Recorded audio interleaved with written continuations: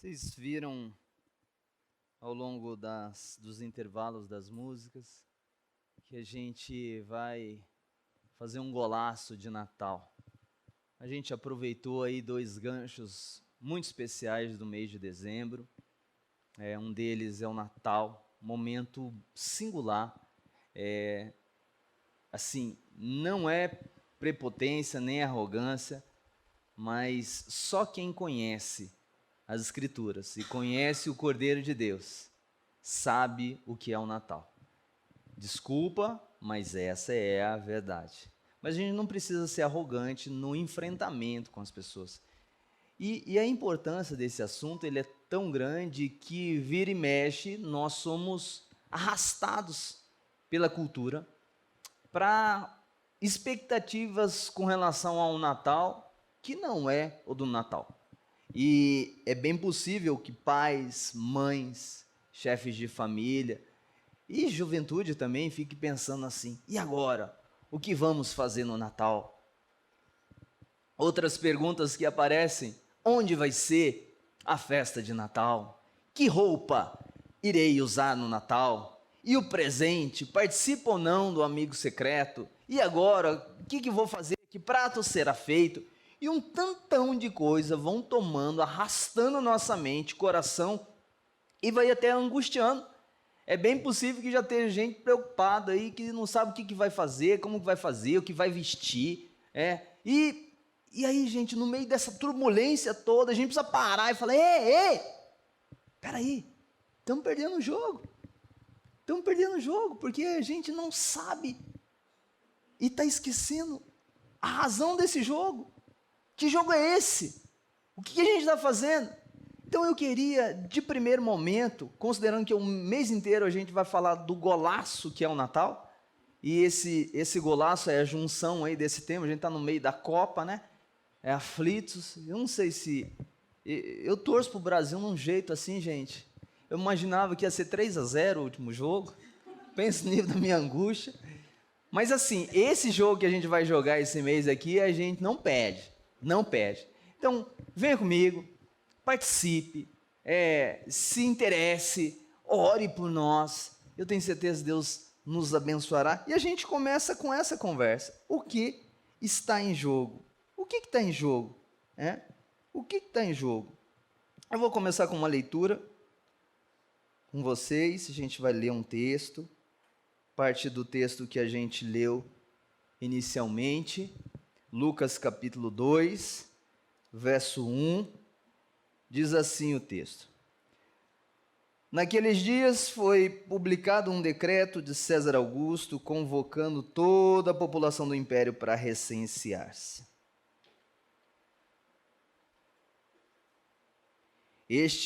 O primeiro recenseamento foi feito quando Quirino era governador da Síria. Todos iam alistar-se, cada um à sua própria cidade. José também saiu da Galiléia, da cidade de Nazaré, e foi para a Judéia até a cidade de Davi, chamada Belém, por ser ele da casa de Davi e família de Davi, a fim de alistar-se com Maria, sua esposa, que estava grávida. E aconteceu que, estando eles ali, chegou o tempo de ela ter a criança. Então Maria deu à luz o seu filho primogênito, enfaixou o menino e deitou numa manjedoura, porque não havia lugar para eles na hospedaria. Havia naquela mesma região pastores que viviam nos campos e guardavam os seus rebanhos durante as vigílias da noite. E um anjo do Senhor desceu aonde eles estavam, e a glória do Senhor brilhou ao redor deles. Ficaram tomados de grande temor. O anjo, porém, lhes disse: não tenham medo, estou aqui para lhes trazer boa nova de grande alegria, que será para todo o povo. É que hoje, na cidade de Davi, lhes nasceu o Salvador, que é Cristo, o Senhor. E isso servirá a vocês de sinal: vocês encontrarão uma criança envolta em faixas e deitada em manjedoura. E de repente apareceu com um anjo uma multidão do exército celestial, louvando a Deus e dizendo: glória a Deus nas maiores alturas e paz na terra entre os homens a quem Ele quer bem. Quando os anjos se afastaram deles e voltaram para o céu, os pastores disseram uns aos outros: Vamos até Belém e vejamos os acontecimentos que o Senhor nos deu a conhecer. Foram depressa e encontraram Maria e José e a criança deitada na manjedoura. Vamos orar mais uma vez? Feche seus olhos, entregue seu coração ao Senhor mais uma vez. Senhor, nós pedimos perdão diante do Senhor, pedimos perdão diante da sua palavra, pedimos perdão pela dureza do nosso coração, pelas nossas falhas e fraquezas, pedimos perdão por não pedirmos perdão, pedimos que o Senhor nos ajude no nosso arrependimento. A gente quer se arrepender das nossas falhas e erros, nós queremos te ouvir, Senhor, queremos te ouvir, mas queremos que o Senhor nos purifique antes disso, queremos que o Senhor realmente nos perdoe, que o Senhor fale com a gente. Ah, Deus, eu falar aqui e esse som sair nessas caixas de som e entrar pelos ouvidos de cada um aqui, não é sinônimo de ouvir a sua voz. O Senhor precisa usar essas palavras, esse texto exposto, aquilo que vamos partilhar aqui para falar com a gente. Fala com a gente, ó Senhor. Abençoa-nos por tua misericórdia, perdoa os nossos pecados, purifica a nossa vida e nos dê a graça de ouvir a sua voz nessa noite, em nome de Jesus. Amém. Gente, esse texto, ele fala da beleza que é o nosso Deus, da beleza que é o nosso Deus e da sua soberania.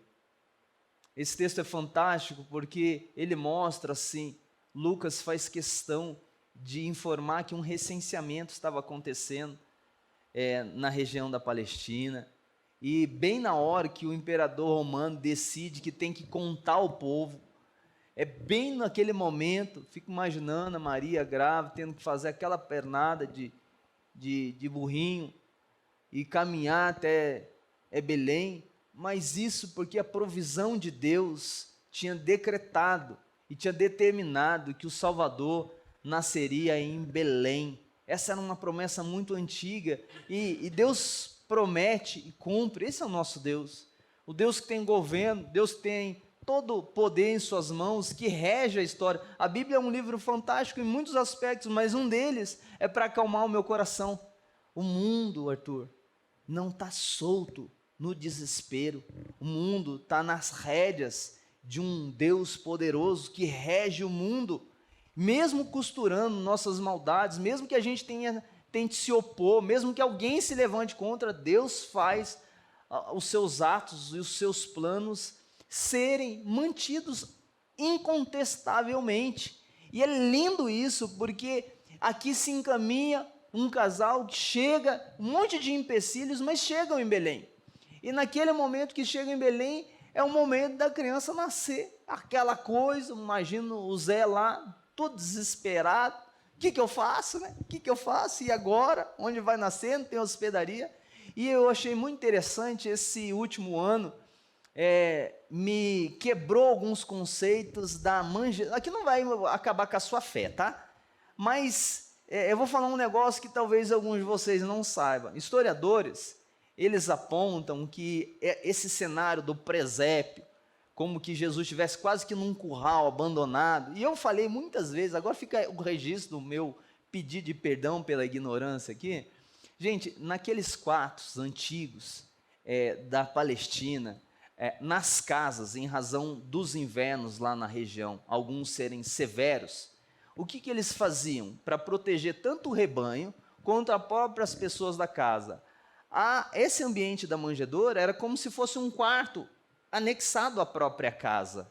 Então, a minha ideia do curral lá da casa da minha avó, que era um negócio distante, assim, ninguém queria ficar lá, imagina, não tem uma hospedaria, põe no curral, era tipo assim, o tratamento mais indigno. Mas esse lugar da manjedoura onde Jesus estava, é um lugar talvez o mais quentinho da casa. Por quê? Porque o cheiro é bem possível que não era bom.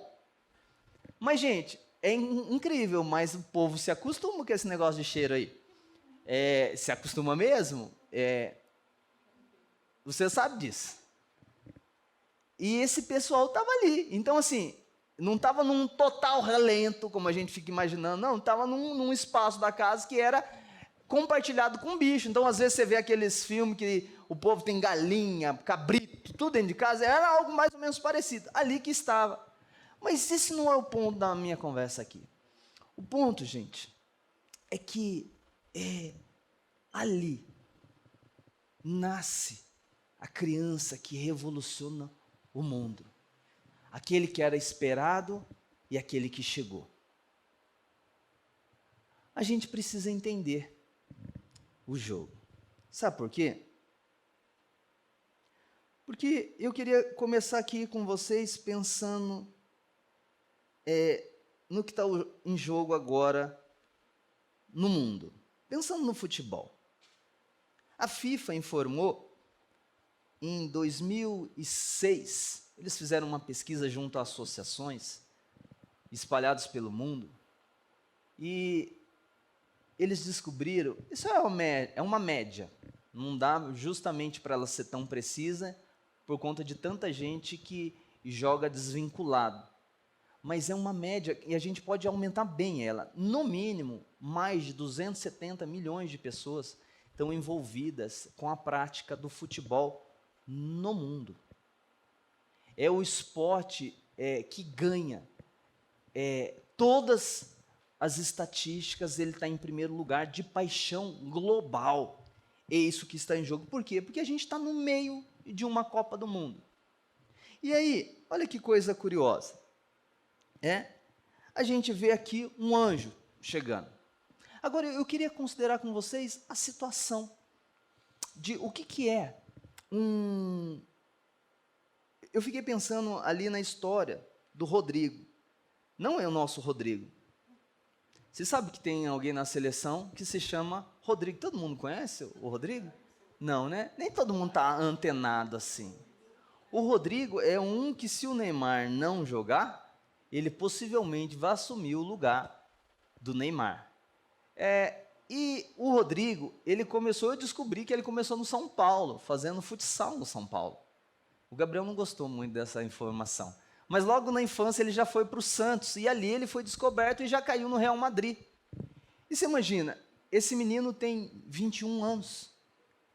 Ele está chegando no palco do maior cenário, coisa que um dia ele imaginou no melhor dos sonhos dele. Agora ele está ali tendo a chance de dar dribles e fazer toques. E tem glória, tem notícia. Eu fico imaginando, ele está no Real Madrid, o que o clube já está ganhando em cima de todo o investimento que fez e quanto esse menino vai passar a custar no mercado do futebol. Eu estou pensando na história da família. Foi interessante ouvir uma reportagem da família acompanhando.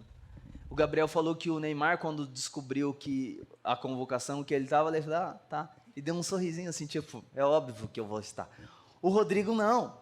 O Rodrigo não sabia e tinha a chance dele não estar, estava disputando com muita gente.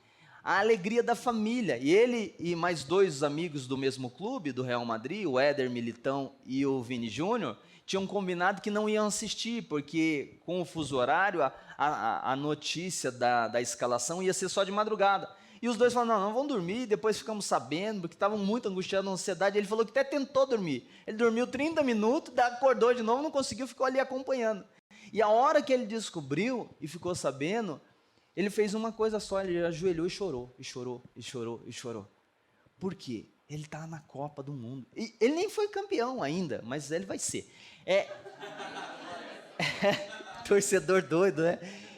Gente, o detalhe é o seguinte, só dele ir para lá, Copa do Mundo, é um sonho. Imagina, uma criança começa a gostar de futebol e já fica imaginando, dessas que gostam, já imagina um dia que vai jogar num clube. Chega num clube do Real Madrid, é um dos principais clubes do mundo. Ele já chegou. Aí o topo dessa carreira é chegar na seleção, na Copa do Mundo e ser campeão.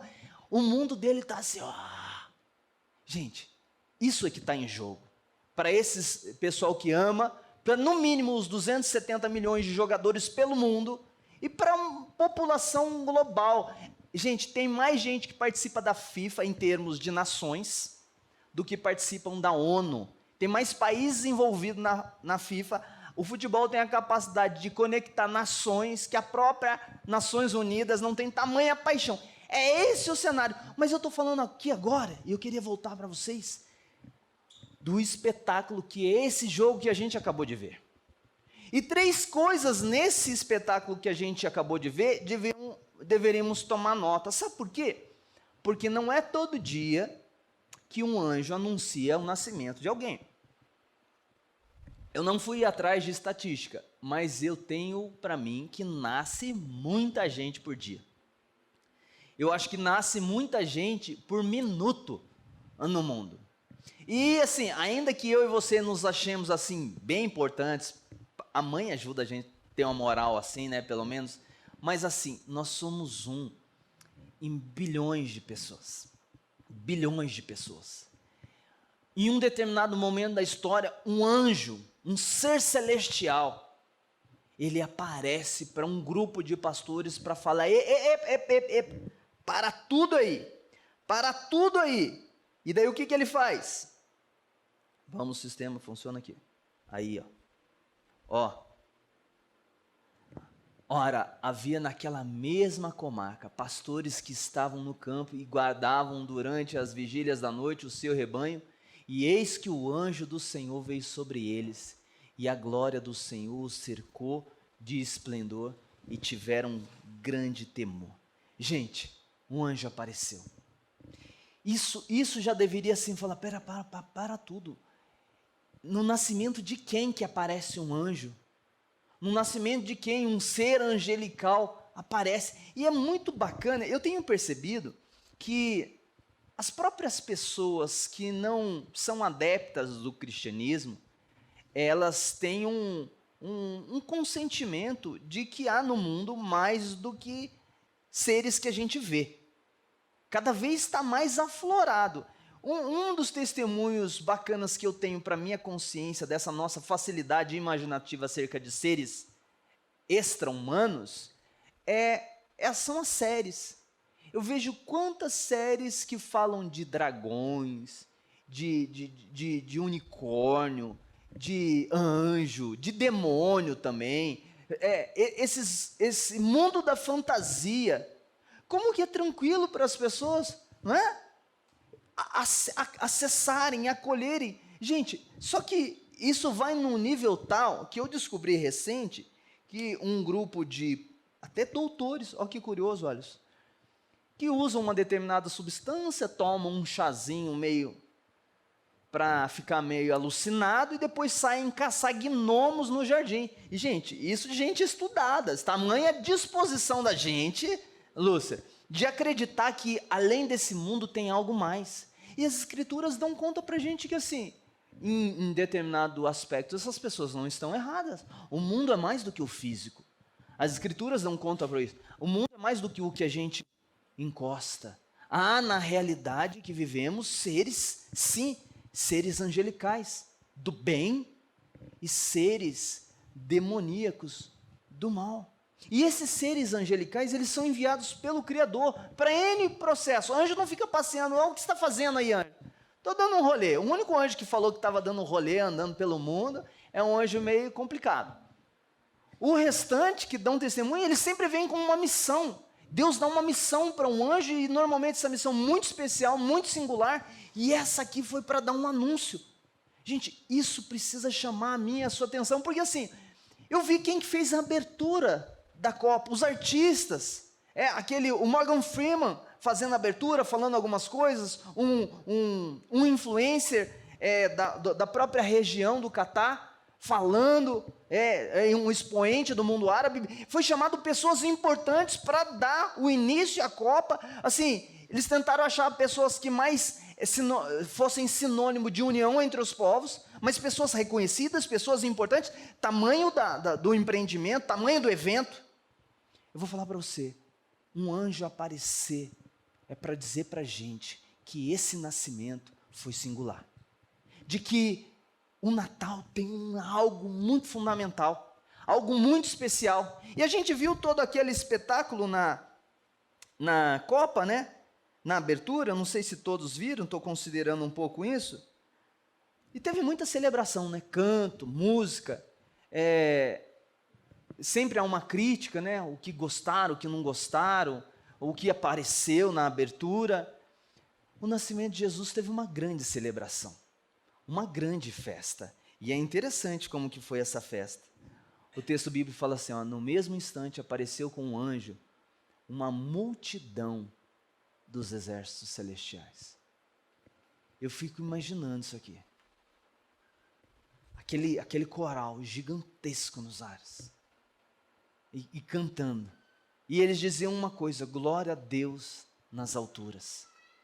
Glória a Deus. Esses seres celestiais enviados por Deus, em resposta ao testemunho do anjo que tinha acabado de acontecer, mas eles não estavam ali por causa do anjo, eles não estavam ali por causa dos pastores, eles estavam ali por causa do que tinha acontecido. O menino tinha nascido.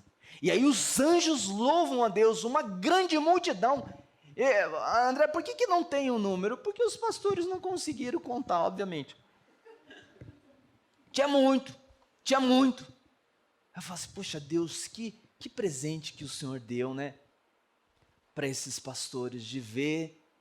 E eu fico pensando assim, na voz dos anjos, cantando, obviamente, em hebraico, para que os pastores pudessem entender na língua deles, e cantando e louvando a Deus, e os pastores vendo aquela cena ali. Que coisa gloriosa, que celebração, que coisa deliciosa. Por quê? Por causa do que estava acontecendo. Um anjo, uma grande celebração. E o que mais? Uma mensagem. Porque teve um anjo para reforçar o momento, para dar a gente entendimento do momento. Um anjo que avisou, que apareceu. Uma multidão celestial entoando louvores e bendizendo ao Deus do céu. E daí uma mensagem. E aqui que eu queria chamar a sua atenção. Olha só, o que era a mensagem? Uma simples mensagem. Na cidade de Davi, isso era conhecido deles, em Belém. Era a cidade da onde fazia parte o rei Davi. Vos nasceu hoje o Salvador, que é Cristo Senhor. Isso é o Natal. Eu sei que a gente peraí, o que é isso? Você já deve ter ouvido muitas vezes essa informação. E hoje, na cidade de Davi, vos nasceu o Salvador, que é Cristo Senhor. O que eles estavam falando? O que aqueles pastores entenderam? Eles eram do povo judeu. O povo judeu esperava há séculos um Salvador. Há séculos eles esperavam alguém que viria para arrumar o mundo. É gostoso também que todas as narrativas, em especial essas de fantasia, têm a expectativa de que alguém resolva todo o problema. Alguém vai e cria o problema. Essa é típico das narrativas. Começa o desenvolvimento, o clareamento de qual é o cenário, qual é a situação. Aí, de repente, os desdobramentos do drama começam a acontecer, qualquer que seja a história. De repente, um grande problema é ocasionado. E espera-se que alguém resolva aquele grande problema. Essa é a história das Escrituras. Essa é a história das nossas vidas. Essa é a história do povo judeu. Aqueles pastores sabiam que lá atrás, lá no começo, o povo de Deus tinha se distanciado do Senhor.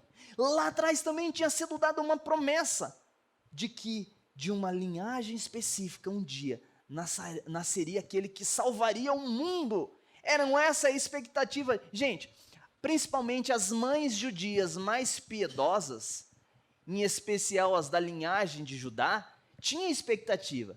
Será que é esse? Será que o meu filho é esse que vai ser, enfim, o Messias? Imaginei um povo que nasceu e foi construído neles essa expectativa de que o Messias, o Salvador. Daí ela fala assim, peraí, o Salvador do que, André? Aqui está falando, o Salvador nasceu.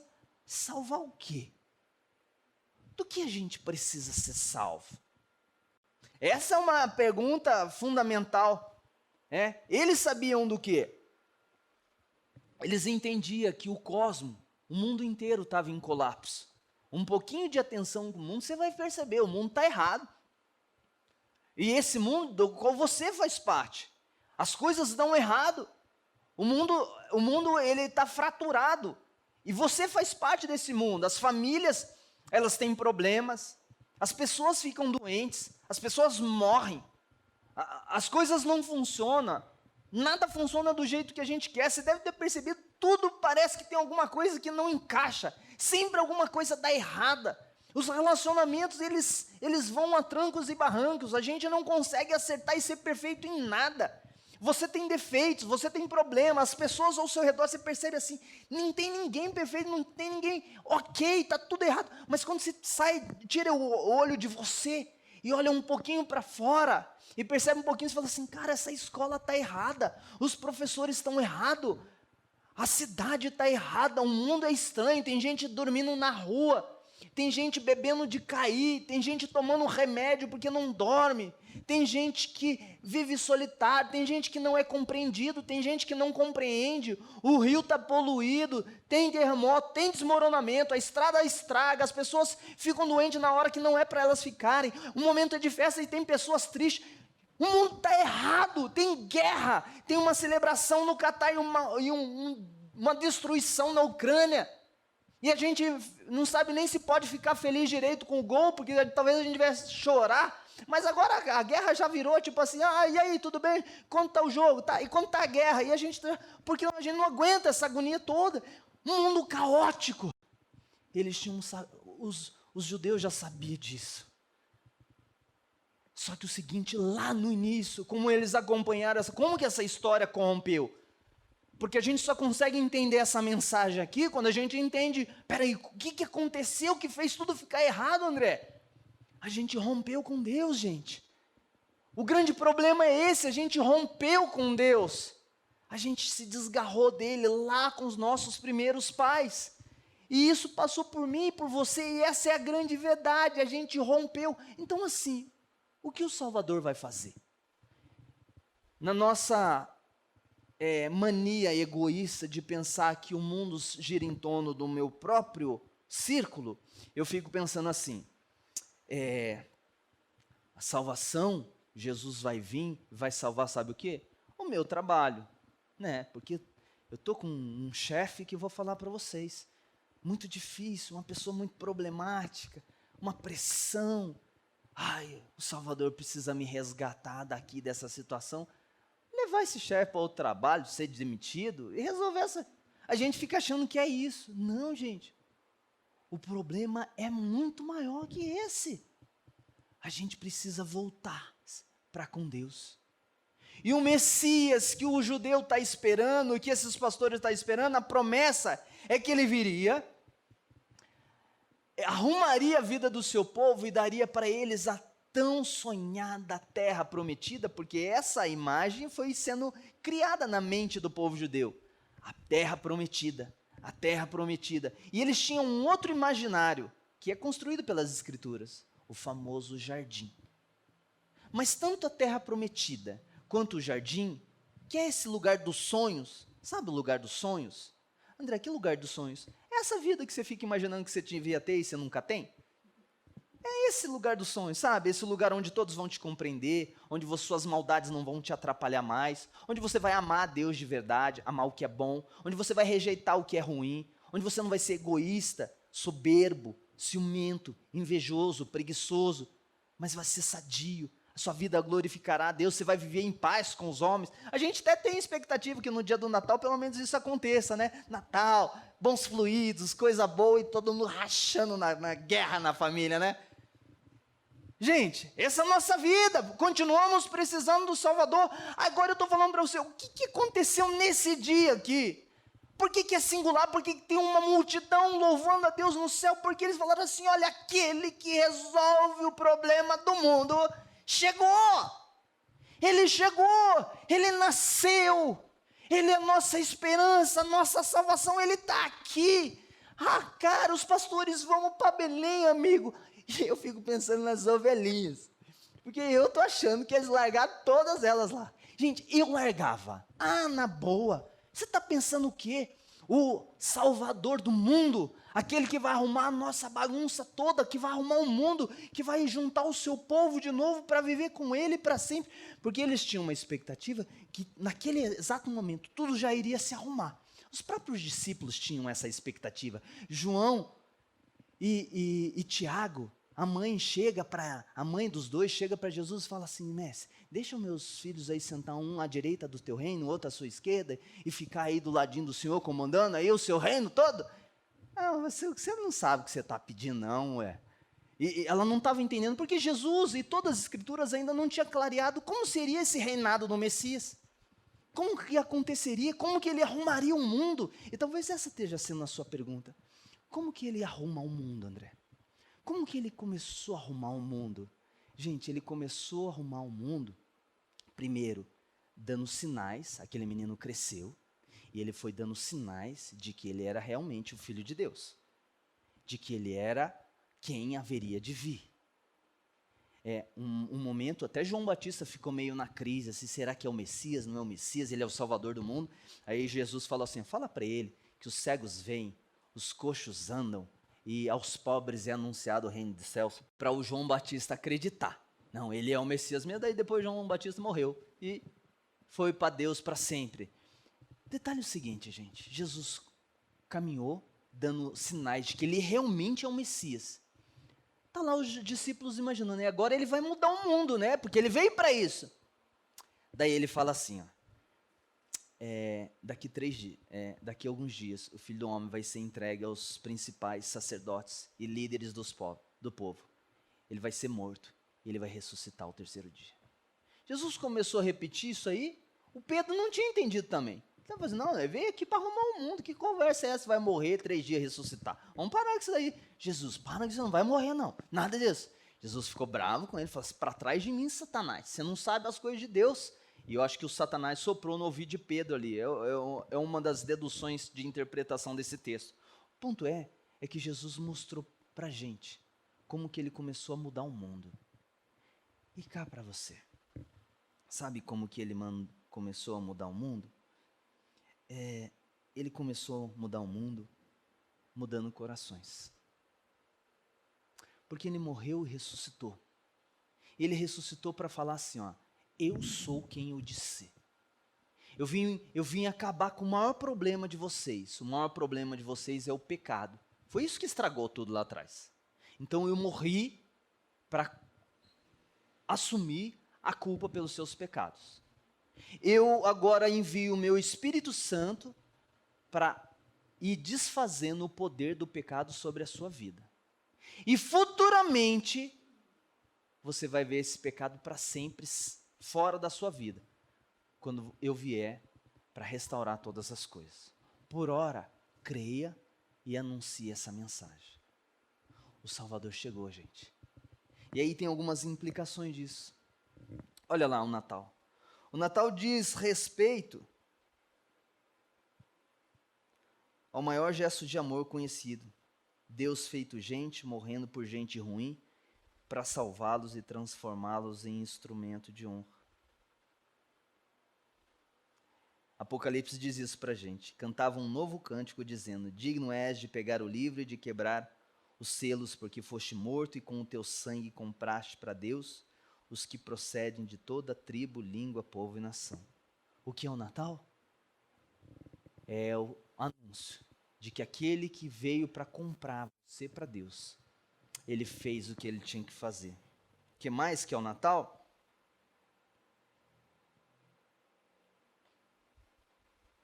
O Natal marca a chegada do grande libertador. Ele liberta da principal escravidão. Você acha que está preso no seu trabalho? Nas suas limitações? Deixa eu falar para você. As Escrituras dão conta de uma realidade que a gente teme em rejeitar. Mas as principais prisões da nossa vida são essas 3 aí. Diabo, mundo e o pecado. O diabo porque ele nos engana. E o maior engano dele é achar que ele não vai te enganar, ou que ele não está te enganando. Ele já conseguiu. Quando a gente desconsidera o poder dele. O mundo fica dando para a gente as nossas pautas. O mundo vai dando para a gente pressão cultural, porque boa parte do que a gente sofre achando que tem que ter, é porque o mundo diz para a gente que a gente tem que ter, que a gente tem que viver, que a gente tem que valorizar. Por isso essa série. É para desfazer um pouquinho as expectativas e a gente tentar, ao longo desse mês, sair meditando. Gente, É Natal.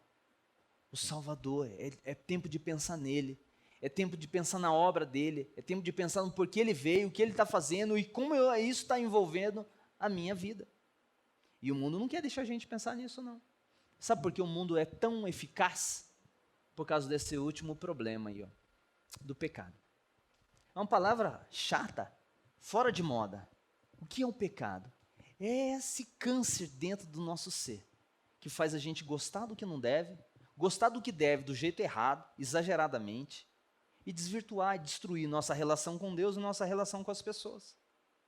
O pecado nos impede de amar o Senhor Deus, e amar inclusive Jesus, do jeito que a gente precisa amar. Agora a notícia boa, olha que as Escrituras falam. Ele nos libertou do poder das trevas e nos transportou para o reino do seu Filho amado, em quem temos a redenção e a remissão dos pecados. Palavra de Deus, Colossenses 1, 13 e 14, dizendo para mim e para você, Ele nos libertou. Essa é a obra de Jesus. Ele não vai libertar, Ele já libertou e agora resta a gente desfrutar desse poder maravilhoso e viver de acordo com essa libertação. Olha, hoje a gente cantou aqui, né? Colossenses 1, canção maravilhosa. Salva ela na sua playlist, põe no YouTube, grava, pede o link aí para o pessoal da música, mas ouça essa música mais vezes. Ele é a imagem do Deus invisível. Jesus é o tesouro maior, gente. Jesus é a felicidade. Você quer saber? Olha, esses dias eu dizia para algumas pessoas assim, olha, e é um jeito que eu tenho de explicar para os meus filhos, vira e mexe, eu falo para ele, o Gabriel, você está vendo o sabor delicioso disso aí que você está comendo? Ele falou, aham. Eu falei assim, deixa eu falar para você uma série de coisas. Daí ele, já vem a aula, né, pai? Mais uma aula. Eu falo, filho, esse sabor aí foi Deus que fez. Mas Deus não fez só esse item que você gosta de comer. Ele deu a capacidade das pessoas cozinhar, da vovó saber fazer. Foi Deus também que fez a vovó saber fazer. Mas deixa eu falar uma coisa, outra coisa. Se você não tivesse as propriedades adequadas na sua língua, para o seu cérebro processar esse sabor, e você entender esse sabor e falar assim, que delícia, você não conseguiria sentir o sabor. Deus fez o sabor, Deus deu graça para alguém saber confeccionar todos os ingredientes para sair esse sabor, e Deus te deu a capacidade de saborear. Glória a Deus! Ele fez tudo para a glória dele. Agora deixa eu falar para você, filho, se ele só para a gente comer, e comer gostoso, ele fez tudo isso para dizer assim, olha, quem fez tudo isso é melhor que tudo isso. Quem fez tudo isso que você ama é melhor que isso. Gente, tudo que você ama, tudo que você gosta, e você é bom, talvez você está desfigurando porque você está exagerando, mas foi Deus que fez.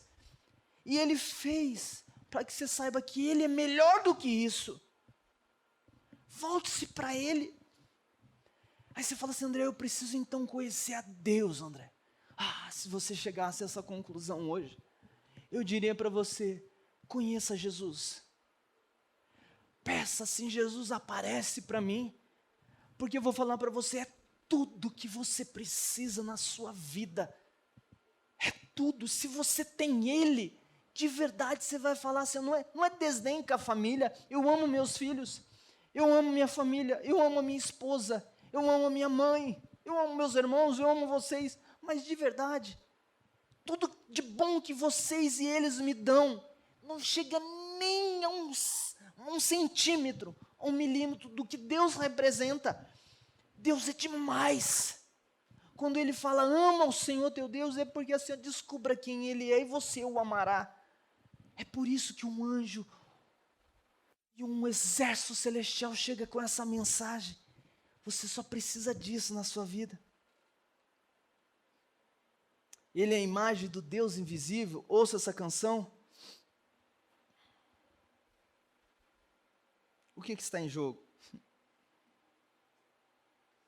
não são os presentes. É o presente. O presente. Deus te deu um presente de Natal. Ele deu de si mesmo. Não são as festas. A gente vai resolver onde você vai aí fazer a ceia, tá? Vai no almoço da igreja, 17, tem almoço da igreja. Vai ter um futebol, 9h30, Fernando, nome na lista, Alisson, põe o nome na lista, vamos participar, R$10 só, vamos fazer um junta-panela. Mas é bom isso aí, mas melhor é o aniversariante. Por último, não são as aparências. Não são, não é a roupa. A decoração é linda. Você viu a árvore de Natal? Tem uma árvore de Natal linda feita aqui embaixo, está aqui embaixo, assim, porque é o lugar onde está sendo mais visitado durante a semana, a igreja. E a Antônia e outras pessoas fizeram uma árvore linda ali. E a gente gosta de tudo arrumadinho, é muito bonito. Mas deixa eu falar para você, não é o que parece. A cultura diz que a gente tem que parecer. É um encontro. Ah, se você se encontrar com ele. Ah, se ele se encontrar com você. Isso que eu estou falando para você é tão real, é tão verdadeiro. Esse encontro transforma a vida. Esse encontro faz eu falar assim, ó, Jesus, tem um monte de coisa zoada aí na vida das pessoas, na vida de um monte de gente que eu amo, que eu quero ver bem, está tudo bagunçado, Senhor. Senhor, eu estou mal com todas essas notícias, mas só fica aqui comigo. Se o Senhor estiver comigo, eu vou enfrentar tudo. Enfrento tudo. Porque eu já provei disso. Eu sei o que é se encontrar com Jesus. Eu sei. Eu sei o que é tê-lo bem pertinho. Eu sei o que é a presença dele inundar o meu ser. Eu sei o que é sentir o toque de amor. Tudo. Gente, é como se puff, o tempo parasse. Você falasse assim, uau. É isso que você quer. É isso que você quer. Só que você está buscando um lugar errado. Olhe para ele. Eu quero te convidar a fazer uma oração. Fechar os seus olhos agora. Fala no íntimo do seu ser. Jesus, nasça, renasça na minha vida e transforma o meu viver. Senhor amado, Deus bendito, Deus bondoso, nós te louvamos, Senhor. Nós te louvamos. O Natal é o tempo que o Senhor fez um golaço, muito mais bonito do que o do Richardson, mas muito mais. Aqueles anjos louvavam ao Deus do céu, porque o Deus do céu se fez gente, entrou na barriguinha de uma moça judia, para então naquele dia, há mais de 2000 anos atrás, aparecer na história, sair da eternidade e entrar no tempo, para carregar a nossa dor, para mostrar a face do Deus eterno. Jesus é tão maravilhoso, Jesus é tão lindo, aceitou pecadores, curou os doentes, acolheu os rejeitados, transformou os pecadores, mudou o coração das pessoas, secou lágrima de muita gente, amou, deu comida para o faminto, e foi injustiçado, massacrado, crucificado, no meu lugar, no seu lugar. Senhor Deus, e o Senhor ressuscitou, e Ele vive poderosamente, e continua proporcionando encontros. O meu pedido é esse, Senhor, se encontra comigo. Eu preciso do Senhor, mas eu sei que os meus irmãos aqui precisam do Senhor. Cada um que veio aqui essa noite precisa, num nível absurdo que desconhecemos, de um encontro com o Senhor. Faz isso, Senhor, que seja um dezembro glorioso, que só de pensarmos no Natal, em cada momento natalino a gente lembra dessa palavra, um menino nasceu, ele é o Salvador, e isso possa encher, e cada vez que a gente lembrar disso, a gente queira encontros com o Senhor, e Senhor, atenda esse pedido, socorre e abençoa aqui a nossa vida. Obrigado, Deus, que golaço que o Senhor fez. Nós estamos entendendo e queremos entender a cada dia o jogo que o Senhor veio já mudar o mundo. E começa isso mudando corações de pessoas para elas viverem com o Senhor, serem amigas do Senhor. Obrigado, Deus. Em nome de Jesus oramos. Amém e amém.